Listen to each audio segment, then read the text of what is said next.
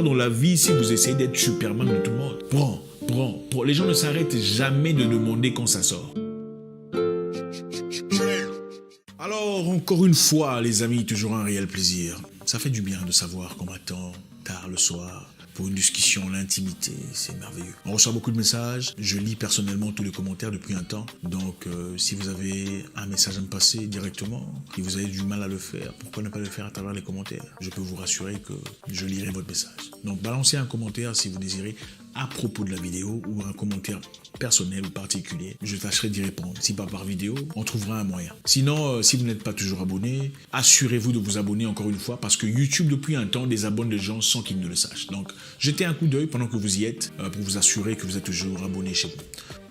Voilà, on y va. On va répondre très rapidement à un message. On a reçu un message très intéressant venant d'un jeune qui voulait savoir pourquoi il a du mal à économiser son argent. Je pense que nous avons tous déjà été confrontés à cette situation très difficile et désagréable de ne pas être en mesure de sauvegarder, de maintenir son argent au moins jusqu'à la fin du mois, n'est-ce pas? Donc voilà, on va essayer de voir et on va aller ensemble dans une réflexion emphatique essayant de trouver quelques solutions. Je vais vous raconter une petite histoire. Il y a un ami à moi, un proche, très ambitieux, très courageux. Déjà à l'époque, pendant que nous on gagnait rien, lui, il avait quelque chose. Il avait un salaire qui venait, mais il avait de projets d'avenir, de projets de construction, de développement. C'est un garçon très intelligent, le seul à avoir vraiment donné du temps, consacré son énergie à développer son intelligence et ses capacités. Mais à partir de ce moment-là, puisque vous savez très généralement dans beaucoup de familles en Afrique, il était devenu la personne vers qui tout le monde se retournait. Toutes les difficultés de la famille étaient gérées par lui, sur le plan financier. Bien qu'il soit le cadet de sa famille, c'était la personne vers qui on se retournait parce qu'il était en Europe. Il faisait plusieurs boulots à la fois, parti aux États-Unis, c'était un peu compliqué pour lui, parce que finalement, le plus clair de tout ce qu'il gagnait rentrait en Afrique, pas pour lui-même, mais pour gérer les problèmes d'autres personnes de sa famille. Donc à chaque fois qu'il y avait des difficultés, sa tante par exemple avait toujours des problèmes. Je connais parce que c'est quelqu'un de très proche et c'est toujours lui qui envoie de l'argent pour gérer. Ah, ma maison, il y a la pluie qui...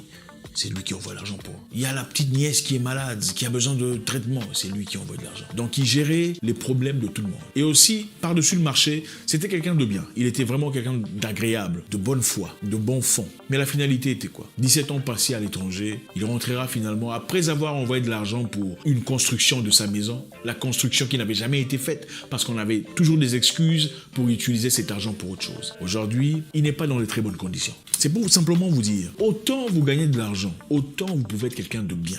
Il arrive un moment où il faut savoir freiner. Parce que la plupart des gens, dès qu'ils gagnent leur salaire, ils ont ce syndrome de Superman. Ils veulent résoudre les problèmes de tout le monde. Ce n'est pas votre responsabilité, pas nécessairement. C'est vrai que vous ne pouvez pas tourner face à un problème auquel est confronté votre papa ou votre maman ou votre frère direct. Mais ce n'est pas à vous de résoudre les problèmes de tout le monde dans votre famille. Écoutez, vous n'irez nulle part dans la vie si vous essayez d'être Superman de tout le monde. Prends.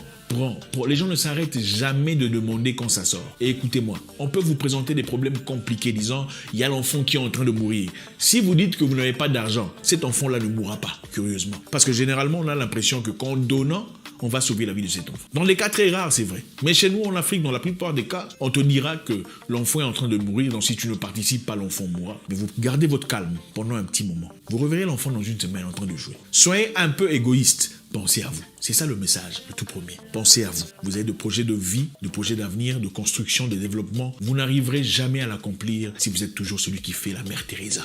Prends. La deuxième raison pour laquelle je pense que vous avez du mal à sauvegarder votre argent ou à épargner, c'est ce que j'appelle le syndrome de Jay-Z. Ouais, c'est drôle, Jay-Z le musicien. C'est-à-dire, quand on gagne son salaire, qu'est-ce qui se passe? Généralement, on a l'impression de devenir Jay-Z. Vous savez ce que c'est pour ceux qui sont salariés. Quand vous gagnez votre salaire à la fin du mois, il y a le paroxysme de la joie. Oh, il y a l'argent, vous allez à la machine et ça sort. Ça fait du bien. Qu'est-ce qui se passe ensuite? Vous allez vivre votre vie. Généralement, la première semaine, on achète des pizzas, on achète des hamburgers, on sort, on fait tout ce qu'on a envie de faire très facilement. N'est-ce pas? On est fatigué, on a faim, on ne cuisine pas. Si on avait l'habitude de faire un petit truc à la traditionnelle, on ne le fait pas. On va rapidement prendre les emportés, n'est-ce pas? Le syndrome des Jay-Z. C'est-à-dire, vous vous sentez riche, oubliant que c'est simplement un salaire de 1200 €, ou peut-être moins, pour beaucoup de personnes d'ailleurs. Troisièmement, qu'est-ce que vous faites? Vous allez au restaurant, vous mangez, on vous dit que ça coûte 85 € par exemple, vous donnez 100 € ou 100 $, vous ne demandez pas l'échange, n'est-ce pas? Ça se passe pendant au moins 10 jours pour ceux qui sont forts. En tout cas, beaucoup moins pour ceux qui sont faibles. On vous dit un truc coûte 50 $, vous donnez 100 $, vous ne demandez pas l'échange. Petit à petit, qu'est-ce qui se passe? En réalité, vous donnez un bon pourcentage, peut-être si pas 20% de votre salaire, en distribuant comme ça gratuitement. Gardez l'échange. Gardez la monnaie. Gardez la monnaie. Gardez la monnaie est l'une des raisons pour lesquelles beaucoup de gens sont pauvres et continueront à rester pauvres. Vous faites tomber de l'argent, $1, $5, vous ne ramassez pas. Beaucoup de gens le font, je le fais aussi. Je sais exactement de quoi je parle. Tu fais tomber de l'argent devant les gens, tu fais semblant comme si tu étais riche. L'une des raisons pour lesquelles beaucoup de gens ont du mal à garder l'argent, c'est parce qu'ils veulent prétendre être riches pendant qu'ils ne sont pas. Il faut vivre selon ses moyens. Il ne faut pas acheter des choses qui sont plus chères que ce que tu gagnes. Il faut vivre, vous pouvez vivre une vie bien avec ce que vous avez. Comme je le dis très souvent, mon père n'a jamais été une personne riche. On n'a jamais eu de voiture chez nous. Mais on était bien parce qu'on vivait en accord avec ce qu'on avait. Le syndrome de Jay-Z. Acheter des trucs dont vous n'avez pas besoin, donner de l'argent maladement ou avec ostentation, faire des choses qui n'ont pas d'importance. 3. Donc pour les hommes, c'est le syndrome de Jay-Z. Pour les femmes, c'est le syndrome de Rihanna. Rihanna simplement parce que voilà, vous voulez vous faire belle tout le temps, tout le temps. C'est bien de se faire beau, c'est très intéressant. Se faire belle, c'est bien. Mais écoutez, si votre homme est incapable de vous aimer à votre juste valeur, à votre juste nature, je ne pense pas qu'il vous mérite. Ce n'est pas en vous déguisant ou en changeant votre visage que vous avez de la valeur. Si on ne vous aime pas en réalité, on ne vous aimera pas. Si vous avez de faux cheveux, des fausses babouches, des fausses jambes, des faux visages, il faut qu'on vous aime vous pour de vrai. Pas ce que vous prétendez ou vous devenez. Votre transformation n'est pas votre vraie réalité. C'est-à-dire, vous n'avez pas besoin d'acheter des ongles 4 fois par mois. Ce n'est pas important. Si vous en faites beaucoup de fois, essayez de revoir. Les achats inutiles, les ongles, les faux cheveux, surtout les faux cheveux. Les femmes noires, camerounaises, ivoiriennes, congolaises qui deviennent chinoises. Ça sert à quoi tout ça? Vous avez besoin d'argent, vous n'avez pas besoin de tout ça. Si ces histoires vous apportent de l'argent, génial. Je répète, si ces histoires vous apportent de l'argent, très bien. Si ce n'est pas un investissement, c'est une perte. Syndrome de Jay-Z ou de Rihanna. Alors, comment trouver une solution? Comment résorber cette histoire? Comment améliorer sa situation sur le plan financier? Premièrement, à partir du moment où vous recevez votre salaire, payez-vous d'abord. C'est-à-dire, payez au moins 10% de ce que vous gagnez à vous-même. Qu'est-ce que moi je faisais? J'avais l'habitude de créer un nouveau compte. C'est-à-dire, j'ai un compte bancaire où on me paye mon salaire, mais j'ai un autre compte bancaire d'épargne ou savings account, un autre compte bancaire d'épargne où je ne mets que de l'argent que je ne touche pas. Généralement, ça dépend des banques. Certaines banques vous donnent des possibilités d'avoir de l'argent épargné quelque part où vous n'y aurez accès qu'après 32 jours, compte de 32 jours, comme on disait. C'est-à-dire, cela vous empêche de toucher cet argent à volonté. Payez-vous avant, donc à partir du moment où vous recevez votre salaire, que cet argent quitte ce compte bancaire principal pour aller à un compte bancaire secondaire. Comme ça, le reste de l'argent sera géré à travers vos factures, à travers vos paiements, votre loyer et tout le bazar. 5. En parlant de vous payer, ne faites pas confiance en vous-même. Ne faites pas confiance en votre bonne volonté. Faites ça automatiquement. C'est-à-dire demandez à la banque, à partir du moment où vous recevez votre salaire, de transférer 10% dans un nouveau compte bancaire. Puisque si vous vous dites de le faire manuellement, qu'est-ce qui va arriver? Vous le ferez le premier mois, vous le ferez encore peut-être le second mois. Mais à partir du 3e, 4e, vous allez vous fatiguer. De votre compte bancaire principal à un nouveau compte bancaire. Faites un tracking de vos dépenses mensuelles. Ça, je devrais d'ailleurs le dire premièrement, principalement, en prélude. Faites un tracking de vos dépenses. Généralement, on dépense beaucoup d'argent dans des choses qu'on ne sait pas. Parce que quand on vous demande, vous avez dépensé cet argent en faisant quoi? Vous ne savez pas. Vous aviez de l'argent. On te dit, j'avais $1000, j'en avais 2000. Tu as fait quoi? Vous ne vous en souvenez pas. Écrivez sur papier.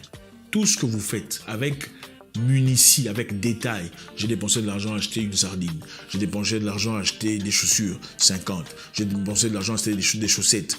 J'ai acheté de la pâte dentifrice. Écrivez tout ce que vous dépensez sur papier. Répertoriez-les pour savoir. À la fin du mois, ça sera plus facile. En regardant le bout de papier, vous saurez, j'ai dépensé autant en ça. Je dépense beaucoup d'argent à m'acheter des produits cosmétiques. Hein. C'est comme ça que vous identifiez. Je dépense beaucoup d'argent à m'acheter des unités ou des crédits pour le téléphone. J'ai appelé qui? Rien d'important, personne d'important. Qu'est-ce que j'ai gagné à travers ces appels téléphoniques? Peut-être pas grand-chose. C'est à partir de ça que vous savez qu'est-ce qu'il faut faire. C'est à partir de ce papier que vous saurez qu'est-ce qu'il faut couper, qu'est-ce qu'il faut retirer de cette liste mensuelle. Parce que, écoutez, on dépense tous de l'argent dans des choses sans importance, qu'on le veuille ou pas. Et souvent, on a l'impression de dépenser de l'argent dans des choses qui ont de l'importance. Mais non, la vraie réalité est que nous dépensons beaucoup d'argent dans des choses qui n'ont aucune importance. Dans de très petites choses, du chocolat, des unités, des mégabytes, des faux ongles, maquillage, montres, chemises. Très souvent, on n'en a pas besoin. À partir du moment où vous écrivez ce que vous dépensez, vous savez comment identifier qu'est-ce qu'il faut réduire. Réduire les emportés, par exemple, vous décidez de cuisiner à la maison au lieu d'aller acheter des emportés chaque jour qui ne sont pas substantiels sur le plan alimentaire et qui ne sont que des dépenses en réalité. Donc écrivez vos dépenses pour pouvoir résorber les problèmes. Encore une fois les amis, il y a beaucoup de choses à dire. On ne pourra malheureusement pas tout finir ou tout identifier ici dans une seule vidéo. Vous voulez autre chose, des sujets plus percutants dans ce sens? Faites-nous savoir, comme ça on pourra développer. C'est toujours intéressant. J'espère avoir répondu à la question de mon confrère. Comment préserver de l'argent? Comment sauvegarder son argent? J'espère vous parler encore très bientôt dans une nouvelle vidéo. Au revoir.